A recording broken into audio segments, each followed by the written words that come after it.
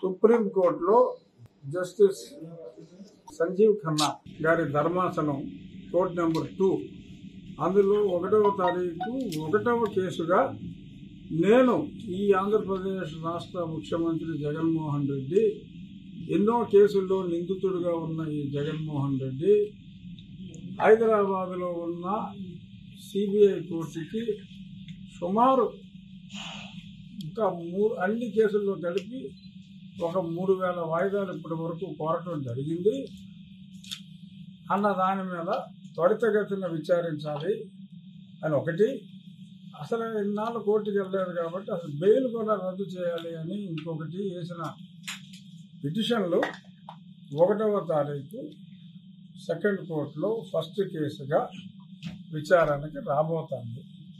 ఏం జరుగుతుందో చూద్దాం. సో హైకోర్టులో అయినా, సుప్రీంకోర్టులో అయినా, ప్రజాకోర్టులో అయినా ఆ ఉన్మాది మీద పోరాడింది పార్టీలకి సంబంధం లేకుండా. ఇప్పుడు ఎవరైనా అందరూ చెప్తారు కదా, మా పార్టీలో లేడు సభ్యత్వం అని. దట్స్ కరెక్టే.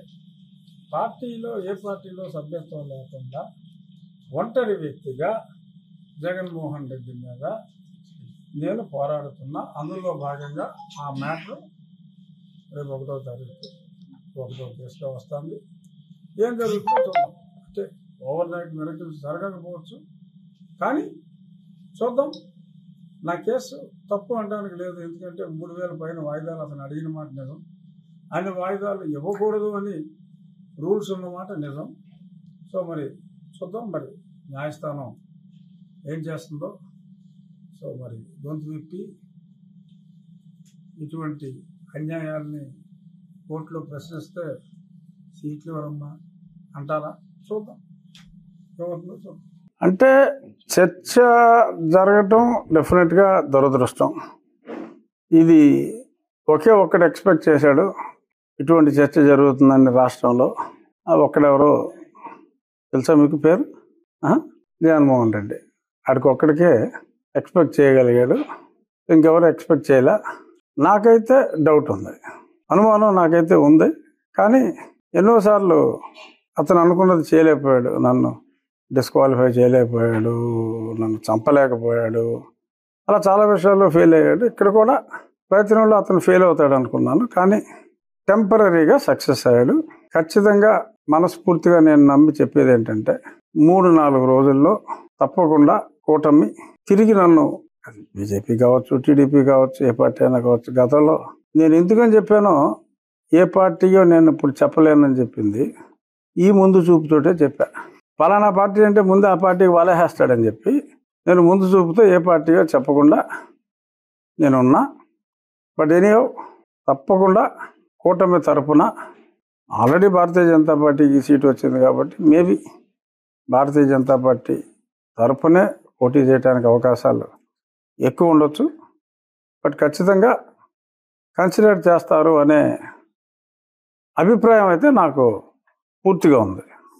అయితే ఎటువంటి ఐడియా లేదు,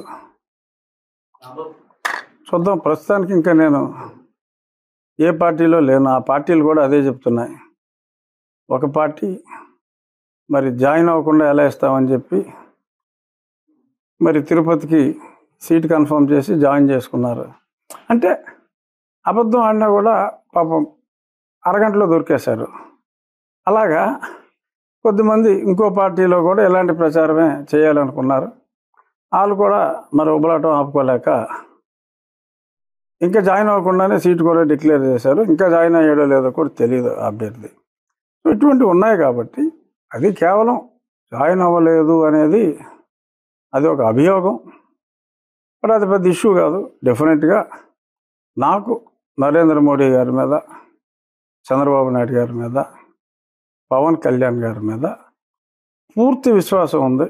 వారి నాయకత్వం మీద డెఫినెట్గా జగన్మోహన్ రెడ్డిని వారు ప్రేమించరు అనేదే నా ప్రగాఢ విశ్వాసం. మొట్టమొదటిసారిగా ప్రజలందరికీ జగన్మోహన్ రెడ్డి అంటే ద్వేషం ఉంది చాలామందికి. బట్ ఆ ద్వేషం ఉండటం వేరు, మనసులో కుమిలిపోయినా అని అడగటం వేరు, అంటం వేరు. సో అది నేను అందరికన్నా ఓ సంవత్సరంన్నర ముందు ఎక్స్ప్రెస్ చేశా. అది ప్రజలకు తెలుసు. సో కాబట్టి జగన్మోహన్ రెడ్డి మీద జరుగుతున్న ఈ ప్రజా పోరాటంలో, ఈ ఎలక్షన్స్లో జగన్మోహన్ రెడ్డిని తొలిసారిగా ఎదుర్కొన్న వ్యక్తికి డెఫినెట్గా, ఎందుకంటే ఇప్పుడు నన్ను జైల్లో పెట్టాడు, అప్పుడు చంద్రబాబు నాయుడు గారు ఎంతో తపన పడ్డారు, ఆయన చేయగలిగిన సహాయం చేశారు, ఆయనే ఎన్నోసార్లు మీటింగుల్లో చెప్పారు. మరి అంత సహాయపడిన వ్యక్తి నాకు ఎందుకు అన్యాయం చేస్తారు? అలాగే కేంద్రంలో ఈ పనికిమాలినోడు నన్ను డిస్క్వాలిఫై చేయాలని చూశాడు, కేంద్రం చేతిలో పని, ఇప్పుడు నన్ను చంపాలని చూశాడు, నాకు సెక్యూరిటీ ఇచ్చారు. సో నన్ను చంపకుండా కాపాడిన కేంద్ర ప్రభుత్వం, ఆ పదవి పోకుండా కాపాడిన కేంద్ర ప్రభుత్వం, నేను వీడి చేతిలో చావు దెబ్బలు తిని బయటికి రావటంలో ఆ సమయంలో మరి ఎంతో సహాయం చేసిన చంద్రబాబు నాయుడు గారు నాకు అన్యాయం చేస్తారు అనే ఆలోచన కూడా నాకు లేదు.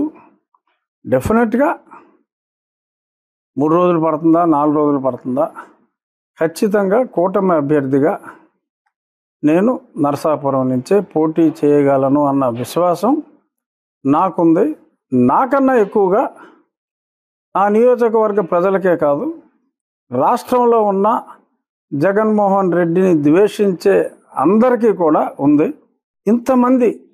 ఇంతమంది కోరుకుంటున్న నా కూటమి అభ్యర్థిత్వాన్ని ప్రజల మ్యాండేట్ కోసం ఇవాళ అందరూ ప్రతి ఓటర్ని కూడా కాలు పట్టుకుని బతిమాలవలసిన ఈ పరిస్థితుల్లో ఎంతోమంది యాంటీ జగన్మోహన్ రెడ్డి వ్యక్తులు ఉండగా, వాళ్ళందరూ నన్ను అభిమానిస్తూ ఉండగా, ఎలక్షన్లు గెలవాలనుకున్న ఎవరికీ కూడా నాకు అన్యాయం చేయాలన్న ఆలోచన రాలేదు.